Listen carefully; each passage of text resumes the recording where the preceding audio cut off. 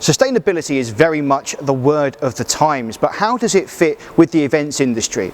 Well, to find out, we've come to 30 Euston Square to the Sustainable Events Summit in the heart of London to try and get a better understanding of how this whole thing fits with the industry. Well, the Global Sustainable Events Summit for 2016 brings the brightest and the best from agencies, corporates, venues and all sorts of other event organisers to collaborate together.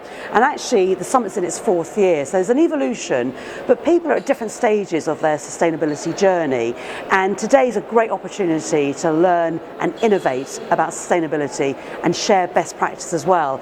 And there's a research document that everybody's going to get access to, which will help them showcase what they need to do when it comes to sustainability, the areas of weaknesses and the areas of strengths.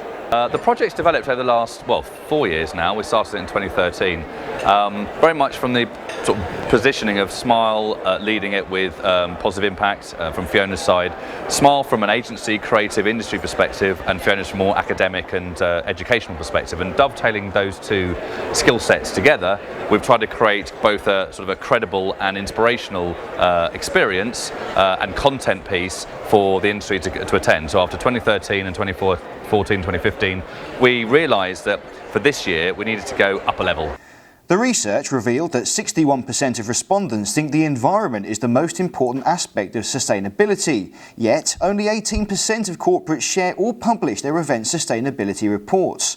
So does the industry need greater regulation? So one of the questions around regulation is, does the events industry need more regulation from the likes of BVEP and different industry associations?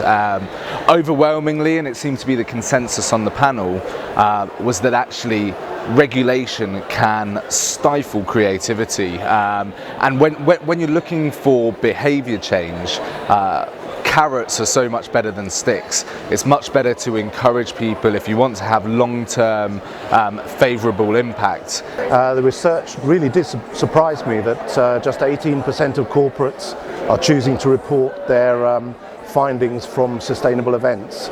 It doesn't surprise me because some in that figure there were government-funded bodies added, such as the BBC, and also other corporations, that were not private companies. It does show us, however, there's a lot of work to do to get those messages out and to dig down to find out why companies aren't reporting. It's either every month or every other month that we have some association sending us reports about sustainability. It's constantly in the magazine. Some of those associations have been Powerful Thinking, Julie's Bicycle, and A Greener Festival, who are doing really good stuff in making sure that they hold their industry accountable and make sure that we push sustainability forward. The findings suggest the majority of event professionals don't think sustainability is a barrier to creativity. So in that case, just what's stopping them from committing to the practice, and where does the industry go from here? Yes, I must say I'm not surprised that it is such a low number of people that at the moment are publishing.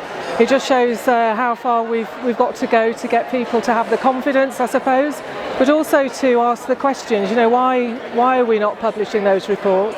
It may be because it seems that it's too big, and that we need to sort of try and sort of break it down. Maybe people find that they don't know where to start.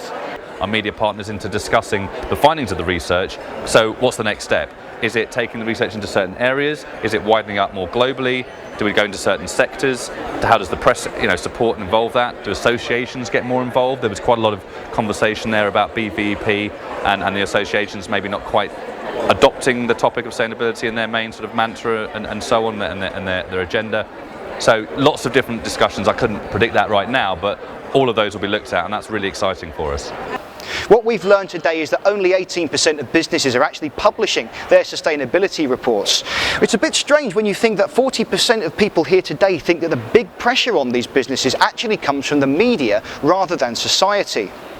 It seems that the pattern is that the big venues such as Excel London are the ones who are able to afford the resources to publish these reports, whereas smaller businesses tend to treat it more as a box-ticking exercise. Certainly the ambition here today is positive, and hopefully so is the future. Martin Fullard, Conference News.